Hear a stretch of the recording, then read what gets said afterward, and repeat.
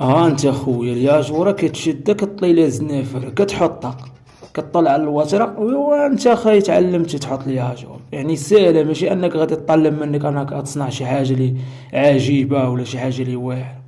هي الجديد ديالك ملي كتعلم هو انك كتولي تضرب تماره بطريقه اخرى. يعني كتحط الباله كتهز الملاسه، كتولي تضرب تماره وانت راسك مرفوع. فهمتي؟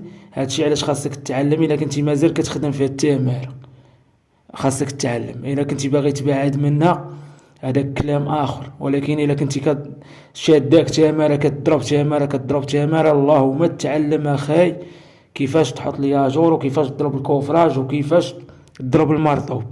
يعني راه الحياة راه ما كترحمش. اللهم اخاي تعلم.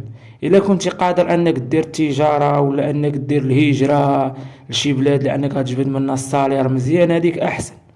المهم انا كنصحك إيه غير الا بقيتي خدام في تماره اللهم تعلم، طلع بالنيفو واحد شويه. هي راه تماره كتحط الباله تهز الملاس، يعني راه لا جديده يذكر. غير انك انت كتحاول انك تطور الحياه ديالك، والله هو المستعان. يعني هذه هي سنه الحياه. راه ضروري خاصك كيفاش تجبد الفلوس.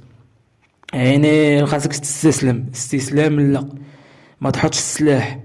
بقى غادي وربي يعوينك اخي، ربي اللي غادي يعاونك وغيعاون جميع المسلمين. ايوا وفي الاخير الاخوان السلام عليكم وتهلاو ليا فروسكم والله يسهل على الجميع.